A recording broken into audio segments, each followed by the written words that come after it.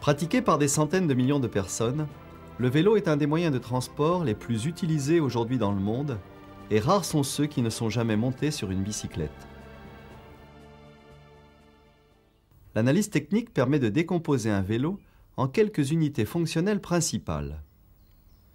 La fonction de soutien assurée par le cadre, les fourches et les deux roues, la fonction transmission de l'énergie entre le cycliste et sa machine, réalisée par l'ensemble pédale, plateau, chaîne, pignon et roue arrière, la fonction direction, avec le guidon, la fourche et la roue avant, et la fonction freinage. Un vélo est une machine très particulière. À la différence d'une voiture, il roule tout en étant totalement instable et son moteur est assuré par l'énergie musculaire du cycliste. Pour qu'un vélo reste en équilibre, il faut qu'il soit en mouvement. C'est un équilibre dynamique.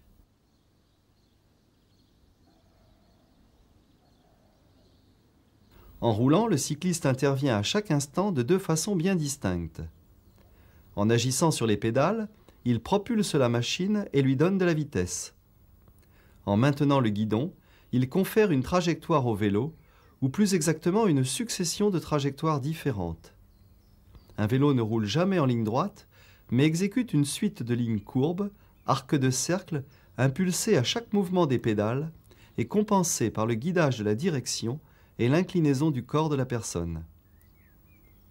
Ce film vous propose de découvrir l'histoire du vélo, son évolution technique et les étapes de sa fabrication.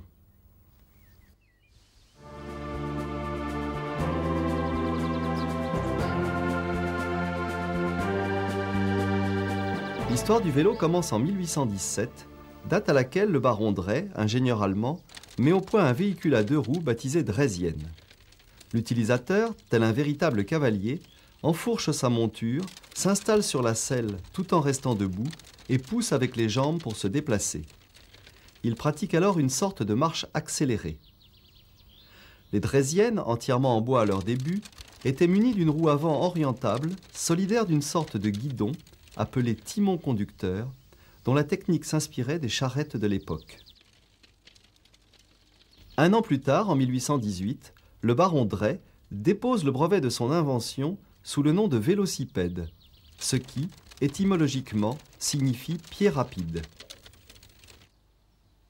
En 1861, les Michaud, père et fils, réparateurs de Dreysienne, ont l'idée d'installer deux manivelles ou pédales en position opposée de part et d'autre du moyeu de la roue avant. Ce perfectionnement fait du vélocipède un véritable moyen de locomotion pour lequel l'utilisateur ne pratique plus la marche, mais devient moteur de son engin en actionnant le pédalier. Dans le principe du vélocipède, un tour de pédale engendre un tour de roue avant, donc un déplacement équivalent à la longueur de sa circonférence.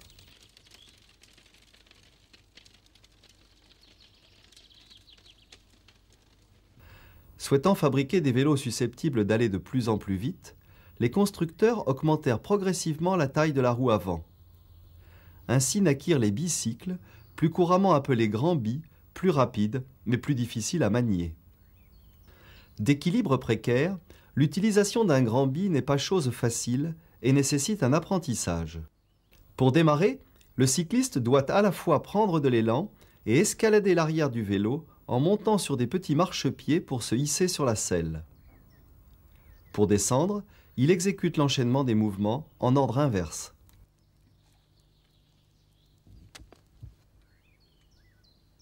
Inventé en 1867, le système pédalier, chaîne, pignon, va révolutionner le vélo. La rotation du pédalier transmet le mouvement à la chaîne qui entraîne le pignon et la roue arrière. 1898. La fin du XIXe siècle marque la dernière évolution technique fondamentale, l'invention de la roue libre. En tournant dans le sens avant, le pignon entraîne la roue. En tournant dans l'autre sens, la roue est libérée. Résultat, le cycliste n'est plus obligé de pédaler dans les descentes. La bicyclette moderne est née.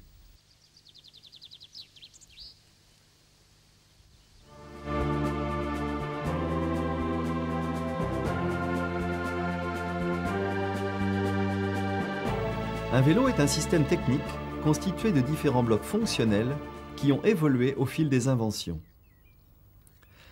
La fonction de soutien ou fonction de sustentation est assurée par les deux roues, les fourches, le cadre et la selle. Les premiers cadres étaient en bois. Cependant, très vite, on adopte le métal. Puis la forme du cadre évolue au fil des années avec de nombreuses adaptations comme celle du grand bi. Le plus grand d'entre eux possédait une roue de 2,30 m de diamètre, ce qui plaçait son conducteur à 2,50 m de haut. Une transformation particulière fut celle de l'adaptation du cadre aux vêtements des femmes, jupes ou robes, forme de cadre toujours utilisée actuellement. Les évolutions se poursuivent de nos jours, en particulier avec l'adoption des systèmes de suspension sur le cadre et les fourches des vélos tout-terrain, ce qui amortit les chocs et améliore la tenue de route. Les roues subissent également de nombreuses modifications. Après avoir été entourées d'un bandage plein, elles sont équipées de pneus dès 1890. Puis pendant quelques années, on fabrique des jantes et des garde-boue en bois pour alléger le système. Aujourd'hui, les roues se montent et se démontent très facilement grâce à l'utilisation des attaches rapides. Et il existe autant de formes de pneus que de types de vélos et d'utilisation.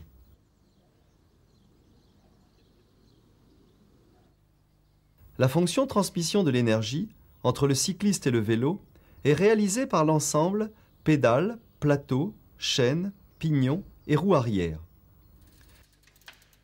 Muni d'un dérailleur et d'un changement de plateau, ce système assure aussi l'adaptation de l'énergie entre le cycliste et sa machine en permettant les changements de vitesse.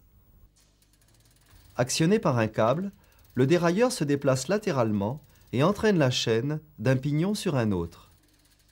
Le dérailleur possède un bras articulé équipé d'un ressort qui assure une tension permanente de l'ensemble.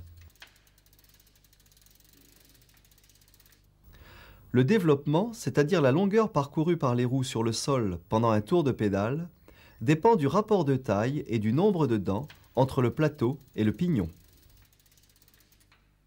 Dans cette étude fonctionnelle, il est intéressant d'analyser deux systèmes particuliers qui n'ont pas eu de suite évolutive. Regardez ce vélo inventé en 1899, il ne possède pas de chaîne. Le pédalier entraîne une tige de transmission qui entraîne à son tour la roue, le tout grâce à des engrenages, comme dans un système de cardan de voiture. Inventé dans les années 1930, le mécanisme hirondelle est un système à deux vitesses constitué de deux pignons de tailles différentes et de roues libres inversées. En pédalant en avant, la chaîne tire sur le petit pignon. Le grand pignon est alors en roue libre. En pédalant en arrière, c'est l'inverse. La chaîne tire sur le grand pignon et libère le petit. On peut alors plus facilement monter une côte. Fonction fondamentale et sécuritaire, le freinage a subi de nombreuses évolutions au cours de l'histoire du vélo. Système rudimentaire, ce type de freinage sur vélocipède est assuré par un câble que l'on enroule avec la poignée. Il actionne un patin de frein muni d'un ressort de rappel.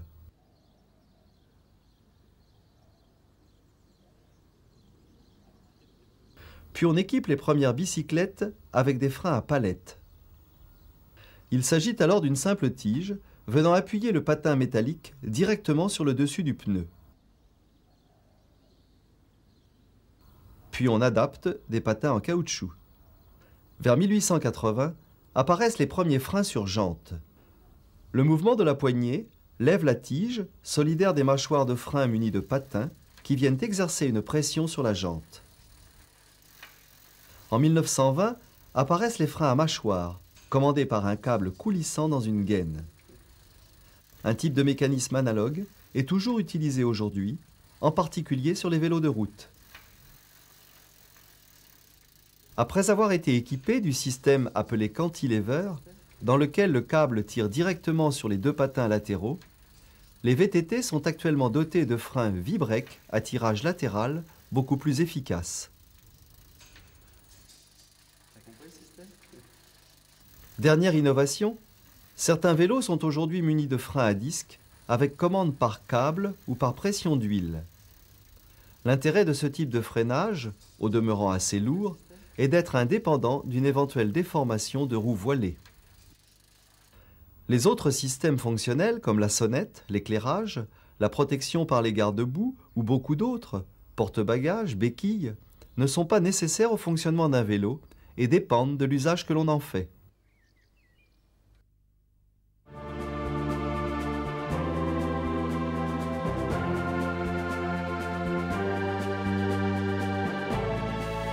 La fabrication d'un vélo s'organise en grandes étapes successives qui commencent par le façonnage du cadre. Les tubes cylindriques sont coupés à longueur, puis, si nécessaire, mis en forme ovale par une presse adaptée. Ils sont ensuite calibrés et découpés sur leur partie terminale pour permettre leur positionnement lors de l'assemblage du cadre. Préalablement, on soude les différentes pièces de support. La fabrication des fourches arrière s'opère en deux temps. Création des demi-fourches latérales, puis assemblage de la fourche par soudage. Les supports de frein sont ensuite soudés électriquement.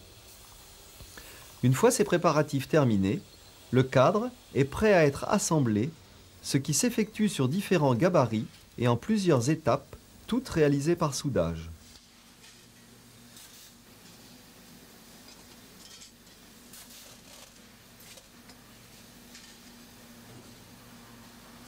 Après décapage et contrôle, les cadres sont peints de façon automatisée.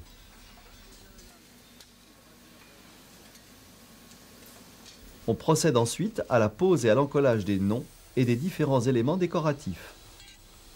Les cadres subissent ensuite plusieurs opérations de préparation, telles que l'emmanchement des cuvettes de direction et la mise en place du boîtier de pédalier.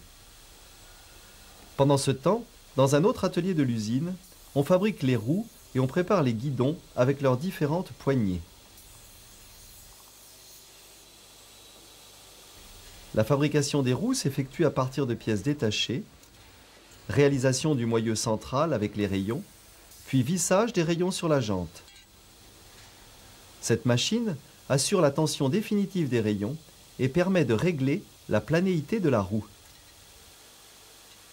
Le montage des chambres à air et des pneus nécessite l'interposition d'un ruban ou mèche qui les protège de la tête des rayons.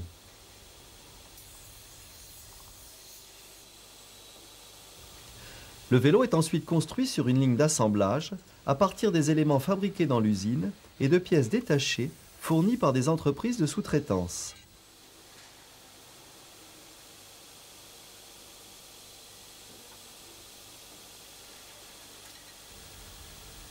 Mise en place du cadre sur son support, emboîtement et fixation de la fourche avant, positionnement et vissage du pédalier puis du dérailleur. Tout au long de la ligne de montage, les pièces sont approvisionnées au niveau de chaque poste de travail. Entre les passages de deux vélos, les opérateurs préassemblent des éléments à poser, comme les garde-boue et leurs attaches, qui seront ensuite fixés en une seule opération. Puis la chaîne est mise en place sur le pédalier et le pignon. En fin de ligne, les opérateurs exécutent les derniers assemblages, puis procèdent à tout un ensemble de vérifications qui garantissent la qualité du montage.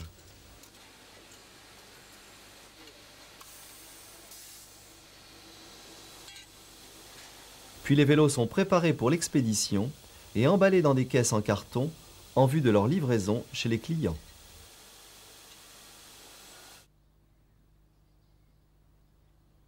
Moyens de transport ou jouets d'enfants, instruments de travail, de loisirs ou de sport, utilisation sur route ou sur chemins escarpés, autant d'usages différents qui expliquent la grande diversité des modèles de vélos. La bicyclette est aussi à l'origine des engins à deux roues motorisés, comme le Solex, les vélos moteurs et les motos, idée qui n'est pas récente puisqu'elle date de 1885. Avec une histoire de plus d'un siècle, le cyclisme est un sport aujourd'hui pratiqué par de nombreux passionnés, avec des vélos légers et rapides. Apparu en Amérique dans les années 70-80, le vélo tout-terrain ou VTT fait de nombreux adeptes, séduits par ce sport qui conjugue à la fois l'effort physique et l'activité de randonnée dans la nature. Vélo des routes, des villes ou des champs sont autant de façons qui nous mettent en selle sur cette merveilleuse machine qu'on a jadis baptisée la Petite Reine et qui se nomme aujourd'hui tout simplement vélo.